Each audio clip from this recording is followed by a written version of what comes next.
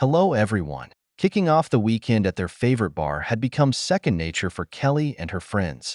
They drank well beyond moderation, letting the music and their laughter carry them through the night until a mix of exhaustion and alcohol finally slowed her down. Thankfully, she hadn't driven. Paul, ever her reluctant chauffeur, would undoubtedly fill the ride home with his usual stern lectures. Late nights like this had become her norm over the past year.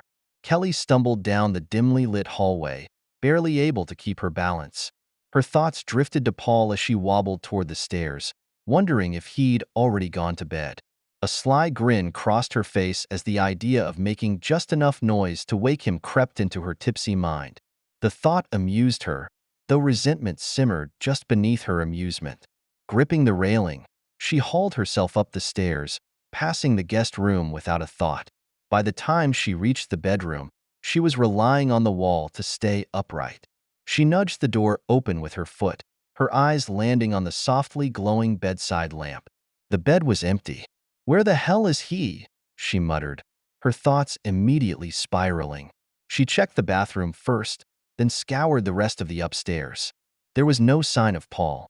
Her heartbeat quickened as she headed downstairs, noticing a faint glow coming from the kitchen. Assuming he'd fallen asleep at the table waiting for her, she walked in, but the kitchen was empty too. The only light came from the stove's hood. Annoyance bubbled up as she muttered, "He's definitely hearing about this later." Her gaze swept across the countertop, cluttered with the remnants of their day. As she debated leaving the mess for the morning, something metallic caught her eye. Dragging a chair closer, she slumped into it and reached for the shiny object, a wedding ring. Paul's wedding ring. The weight of it in her palm sent a chill through her, even as her eyes fell on the stack of items beneath it. Her passport, a plane ticket, and a sealed envelope. She glanced at the clock, 2:30 a.m., and debated waiting up to demand an explanation. Exhausted, she rested her head on her arms, her thoughts swirling until sleep claimed her. A sudden thud startled her awake. Kelly blinked groggily, finding herself on the floor. Checking her watch, 5:45 a.m. She felt anger surge at the thought of Paul returning, seeing her passed out at the counter, and leaving her there. Determined, she stormed upstairs to confront him, only to find the bedroom still empty. This time, she didn't hesitate. She marched back down, flipping on the harsh overhead light in the kitchen. Irritation mixed with confusion as she yanked open the garage door, only to find Paul's car missing. Her eyes drifted back to the counter where the items remained untouched. Picking up her passport, she studied the outdated photo, vaguely aware that she couldn't remember the last time she'd used it. The airline ticket, Florida, only deepened her confusion. Her pulse quickened as she grabbed the envelope addressed to her. With a sharp tear, she pulled it open and snatched her reading glasses from upstairs. Settling onto a stool, she unfolded the letter and began to read. "Dear Kelly, if you're reading this, it means you've noticed I'm not home and have found the items I left behind. You've probably heard the phrase last call plenty of times at bars. It seems fitting given how much of your life revolves around them now. Well, consider this your last call. It probably won't surprise you to hear me say our marriage hasn't been working for a long time. I wish I could pretend I'm content to let things limp along the way they have, but I'm not. As far as I see it, we have two options. Option 1. You take those documents and join me. We'll spend a tough week trying to figure out if there's anything left worth saving. If you choose this, I'll be waiting for you when you arrive. Option 2. We end it here. We divide what we've built, let go of the pretense, and move forward with separate lives. To be honest, I'd prefer the second option, but there's still enough of the good we once had that I'm willing to give it one last chance. I'm not writing this to assign blame or dissect where we went wrong. I just can't keep walking the path you've chosen for us." Kelly stared at the letter, her thoughts spinning in disbelief. This had to be some kind of sick joke. Paul wouldn't dare pull something this dramatic. Any second now, she expected to hear the door open and see him standing there with his usual sheepish expression, apologizing like always. But as the silence stretched on, the weight of the letter settled over her like a dense fog, heavy and unyielding. Swirling the last sip of her coffee, Kelly let out a scoff, her bitterness rising to the surface. If he thinks throwing divorce in my face is going to scare me, he's got another thing coming, she muttered under her breath. Even so, her irritation didn't stop her from reading on. She'd already wasted this much time on the absurd letter. She might as well finish it. Kelly, we've had incredible times together and raised two amazing kids. But as people often say, staying in a broken marriage for the sake of the children only works for so long. Now that they're grown and living their own lives, it's time for us to face the cracks in ours. If we're willing to compromise, I truly believe we can rediscover the love and connection we once shared. It won't be easy, but it's the only way forward if we want this marriage to survive. Unbelievable. Just unbelievable, Kelly muttered as she flung the letter onto the counter in frustration. I gave that man everything, and now he has the nerve to say it's not enough? Oh, he'll regret this, all right. Just wait until he walks through that door. She paced back and forth, her anger bubbling over with every step. If he had even a shred of backbone, I wouldn't have to push him so hard, she fumed. If it weren't for me, he'd still be a nobody, barely scraping by selling rubber parts instead of climbing his precious corporate ladder. He ought to be thanking me, not issuing ultimatums like some kind of big shot. Who does he think he's talking to? His mother. Her temper flared as she snatched the letter back up, determined to finish reading it. As I said, Kelly, I'll be waiting when the plane lands, ready to start rebuilding our lives together. But you need to be on that flight. Her gaze darted to the plane ticket sitting on the counter, and her eyes widened as the reality of his proposal hit her. That flight leaves in 3 hours, she exclaimed, checking her watch in disbelief. A slow smirk crept across her face. Well, Paul, you're in for a rude awakening when I don't show up. Twirling his wedding ring absently between her fingers, Kelly contemplated her next move. And this ring, she murmured, a mischievous grin taking over. He's not getting it back without a fight. He'll have to earn it. But before she could finish her thought, the ring slipped from her grasp, clattering onto the floor. Too drained from her night out, she left it where it lay. Sleep was all she wanted now. Dealing with Paul and his ridiculous letter could wait until she felt up to it. What she didn't realize, however, was that the letter contained more than Paul's ultimatum. Had she read further, she would have uncovered the next steps of a plan already in motion, events set to unfold in just a matter of hours.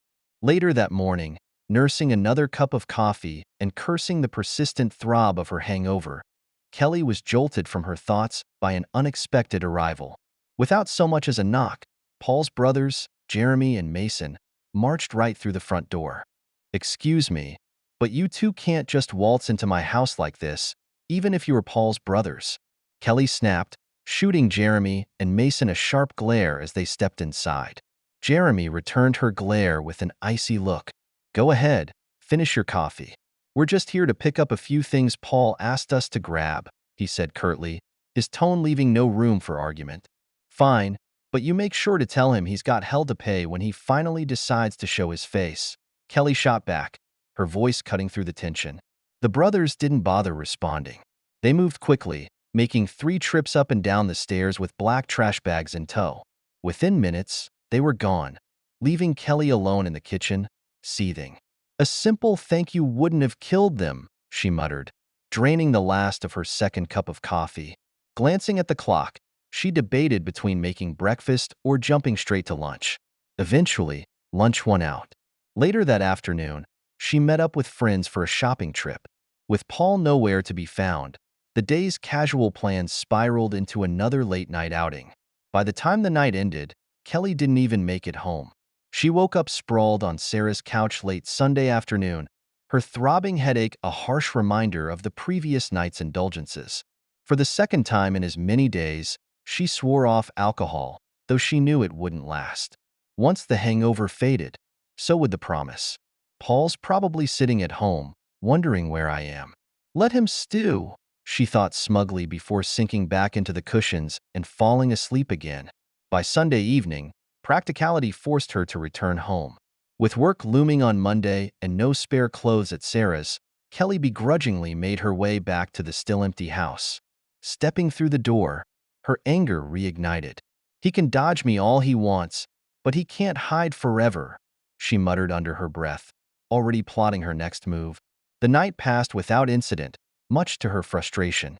Lying in bed with a book in hand, her thoughts drifted to Paul.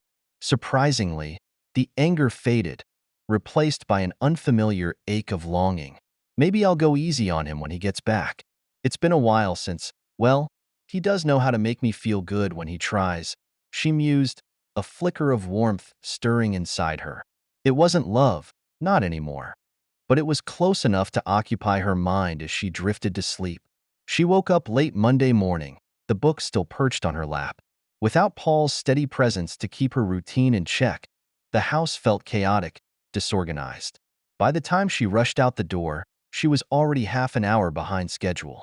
Work passed in its usual whirlwind, and Kelly barely had a moment to think about Paul's absence until Linda brought it up during their coffee break. "Where's Paul been lately? Running late like you?"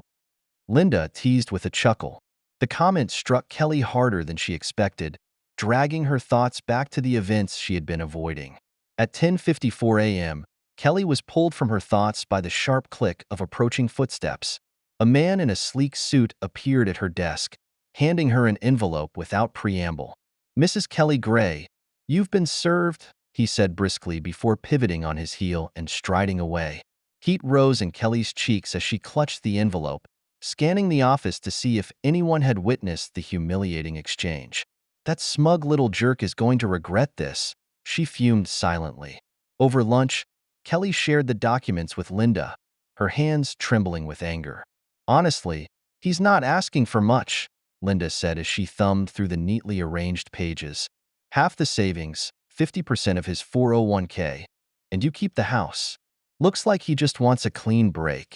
"Well, he's not getting a damn thing," Kelly hissed, her voice dripping with venom. "By the time I'm through with him, he'll wish he'd never crossed me." The bitterness she usually reserved for Paul spilled out unchecked. Determined to strike back, Kelly logged into their shared bank accounts during her lunch break, only to find that Paul had already withdrawn exactly half of their funds.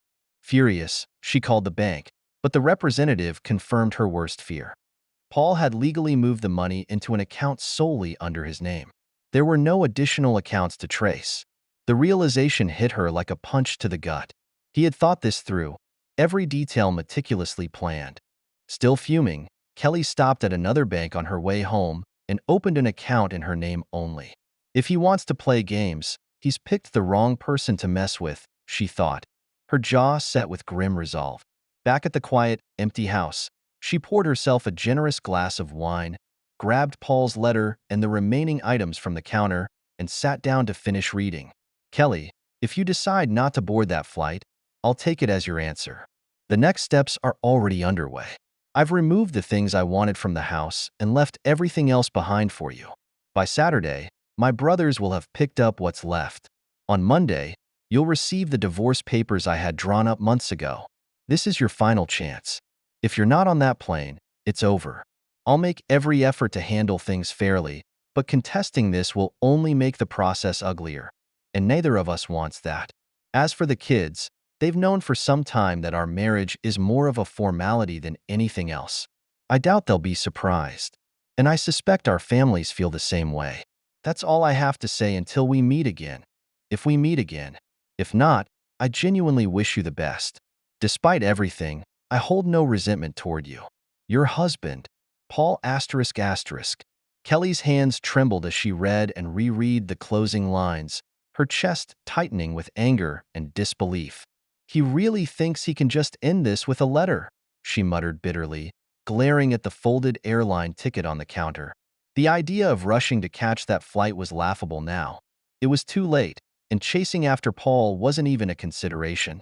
Meanwhile, thousands of miles away, Paul leaned back in a chair, completely engrossed in the new gadget he'd bought the week before.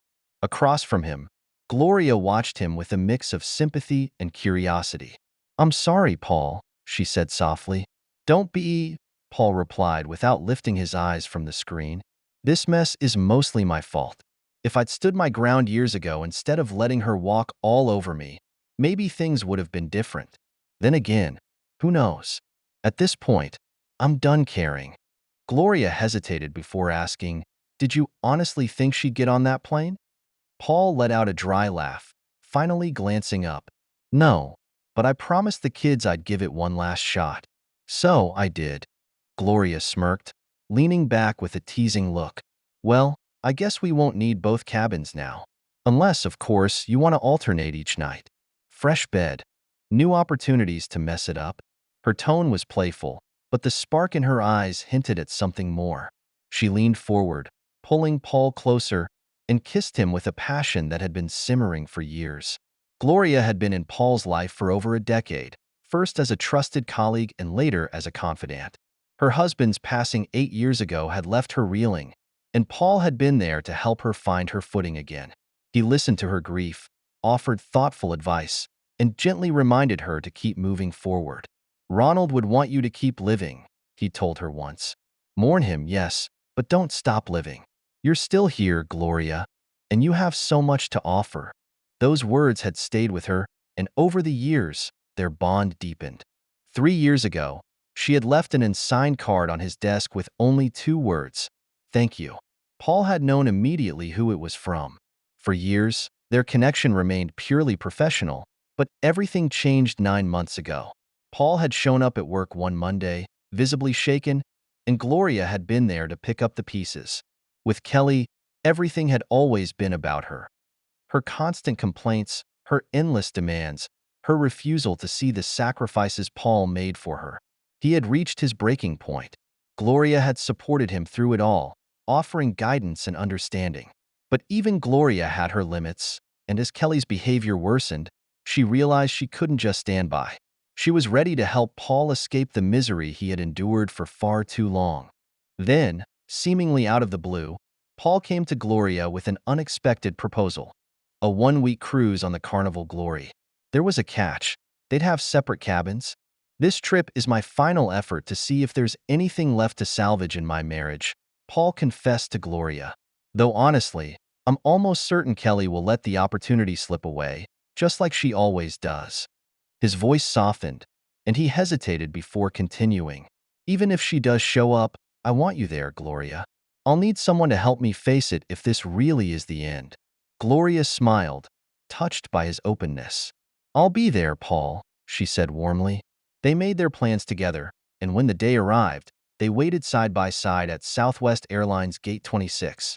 As the last of the pilot and crew disembarked, signaling their flight was ready to board, a wave of relief swept over Paul. Acting on impulse, he turned to Gloria and kissed her, softly at first, then with all the passion he'd buried for years. I've wanted to do that for so long, Paul admitted, stealing another kiss and flashing her a playful grin. Now, let's go.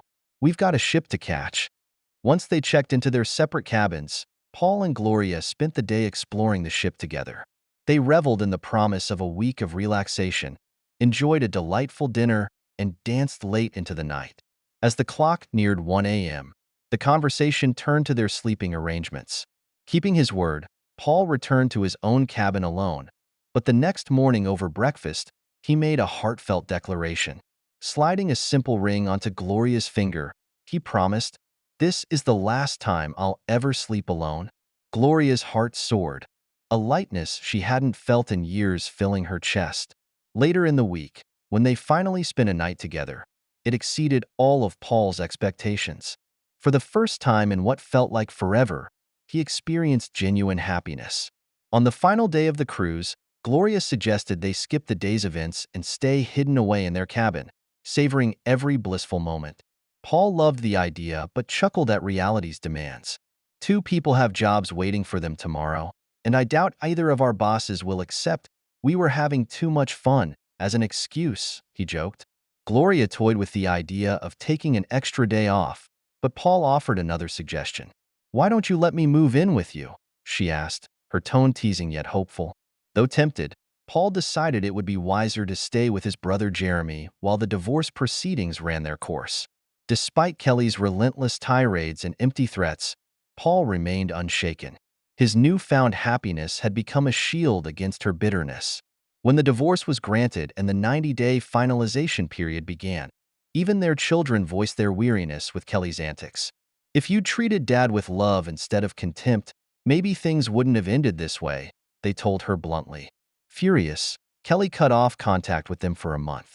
10 days before the divorce was finalized, Kelly spotted Paul and Gloria's engagement announcement in the local paper.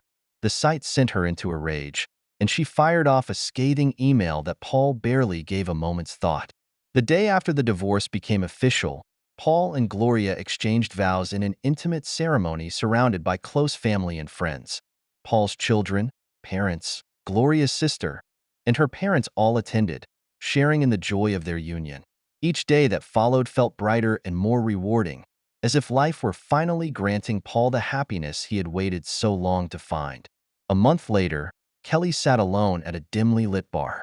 The friends she still had drifted in and out of conversation at nearby tables. At 1:30 in the morning, the bartender rang the bell for last call, the sound cutting through the haze of alcohol and loneliness.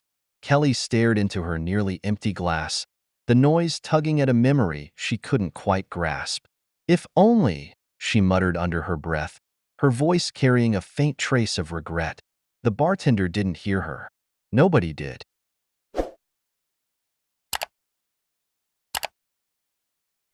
Bye.